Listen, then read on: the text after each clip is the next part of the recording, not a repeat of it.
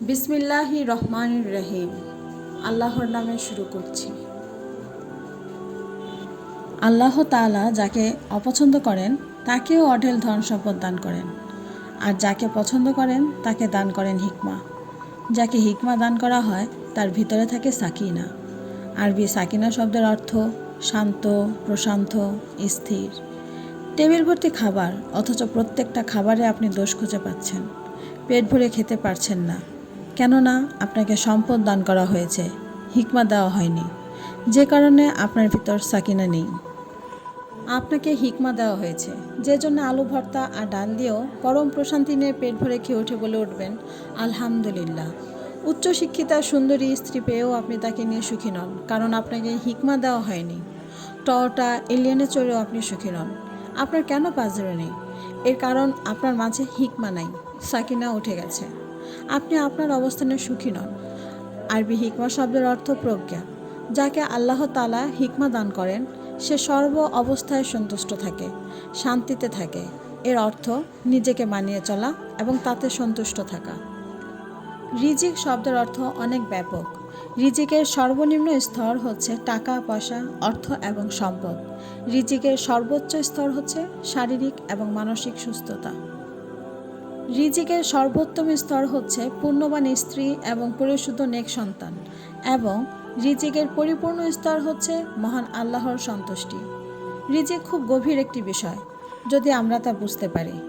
আমি পুরো জীবনে কত টাকা আয় করব সেটা লিখিত, কে আমার জীবনসঙ্গী হবে সেটাও লিখিত, কবে কোথায় মারা যাব সেটাও লিখিত, এবং কতটা খাবার ও পানীয় গ্রহণ করব তাও লিখিত বা নির্দিষ্ট। আশ্চর্যের ব্যাপার হচ্ছে আমি কতগুলো দানা বা ভাত দুনিয়াতে খেয়ে তারপর মারা যাব সেটাও লিখিত। একটি দানাও কম না এবং একটিও বেশি না। ধরুন এটা লিখিত যে আমি সারা জীবনে 1 কোটি টাকা আয় করব। এই সিদ্ধান্ত আল্লাহ তাআলা নিয়েছেন, কিন্তু আমি হালাল উপায়ে আয় করব না হারাম উপায়ে আয় করব সেই সিদ্ধান্ত একান্তই আমার। যদি ধৈর্য ধারণ করি, আল্লাহ তাআলার কাছে চাই, তাহলে হালাল উপায়ে ওই 1 কোটি টাকা আয় করেই আমি মারা যাব, আর হারাম উপায়ে হলেও ওই 1 কোটি, নাথিং মোর নাথিং লেস। আমি যে ফলটি আজকে টেকনাফ বসে খাচ্ছি সেটা হয়তো ইতালি কিংবা থাইল্যান্ড থেকে ইম্পোর্ট করা। ওই গাছে যখন মুকুল ধরেছে তখনই নির্ধারিত হয়েছে যে সেটি আমার কাছে পৌঁছাবে। এর মধ্যে কত পাখি ওই ফলের উপর বসেছে, কত মানুষ এই ফলটি পাড়তে গেছে, দোকানে অনেকে এই ফলটি নেড়েচেড়ে রেখে গেছে, পছন্দ হয়নি বা কিনেনি। এসব ঘটনার কারণ একটাই, ফলটি আমার রিজিকে লিখিত। যতক্ষণ না আমি কিনতে চাচ্ছি ততক্ষণ সেটা ওখানেই থাকবে। এর মধ্যে আমি মারা যেতে পারতাম, অন্য কোথাও চলেও যেতে পারতাম, কিন্তু না, রিজিকে যেহেতু লিখিত আমি এই ফলটি না খেয়ে মারা যাব না। রিজিক জিনিসটা এতটাই শক্তিশালী। কিংবা যে আত্মীয় কিংবা বন্ধুবান্ধব আমার বাসায় আসছে সে আসলে আমার খাবার খাচ্ছে না, এটা তারই রিজিক, শুধুমাত্র আল্লাহ তাআলা আমার মাধ্যমে তার কাছে পৌঁছে দিচ্ছেন। হতে পারে এর মধ্যে আমাদের জন্য মঙ্গল রয়েছে, আলহামদুলিল্লাহ। কেউ কারোরটা খাচ্ছে না, যে যার রিজিকের ভাগই খাচ্ছেন। আমরা হালাল না হারাম উপায়ে খাচ্ছি সেটা নির্ভর করছে আমি আল্লাহ তাআলার উপর কতটুকু তাওয়াক্কাল আছি, কতটুকু ভরসা করে আছি। কেননা আল্লাহ তাআলা বলেন, দুনিয়ায় বিচরণকারী এমন কোনো প্রাণী নেই যার রিজিকের দায়িত্ব আল্লাহর উপর নেই। তাদের স্থায়ী এবং অস্থায়ী অবস্থান স্থল সম্পর্কে তিনি অবহিত।